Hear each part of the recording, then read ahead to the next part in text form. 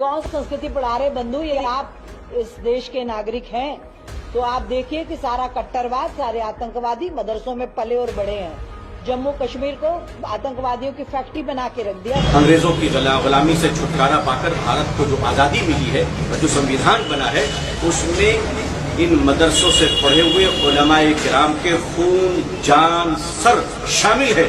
किसी के सर काटे गए हैं, किसी को फांसी के तख्ते पर चढ़ाया गया है।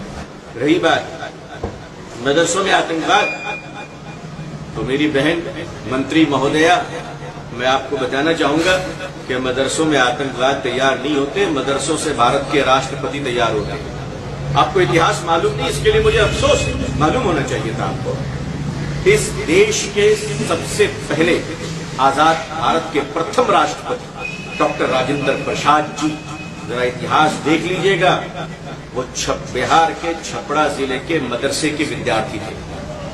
अगर मदरसा आतंकवाद पैदा करता है तो फिर भारत का पहला राष्ट्रपति भी आतंकवाद होगा आपकी नजरों में। दुनिया के सबसे शक्तिशाली देश अमेरिका, उसके राष्ट्रपति मिस्टर बराक हुसैन ओबामा, आपको पता है कुछ इतिहास इनके बारे में? इनकी मां उनको इंडोनेशिया लेकर गई थी और ओबामा भी 4 साल तक जकार्ता के मदरसे में पढ़े। तो भारत मदरसों ने भारत को ही नहीं, अमेरिका को भी राष्ट्रपति दिया है। उठ पटांग मत बगा कीजिए, समस्याओं से लड़िए, समस्याओं की चुनौती है, हम सब मिलकर आपके साथ हैं।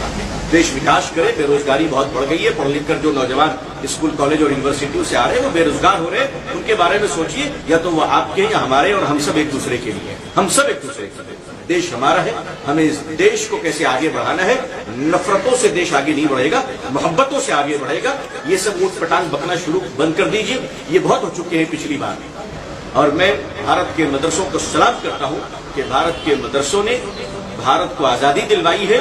और आज मैं इस टेलीविजन के माध्यम से अपने देशवासियों को यकीन दिलाना चाहता हूं कि चीन लद्दाख के बॉर्डर पर चाइना की आर्मी जो आज शरारत कर रही है, अगर वहां हमारे जवानों को, हमारे फौजियों को हमारी जरूरत पड़ जाए, हमें आवाज दीजिएगा। हम मदरसों से अपने बच्चों को कफन पहनाकर सरहदों पर पहुंचा दें।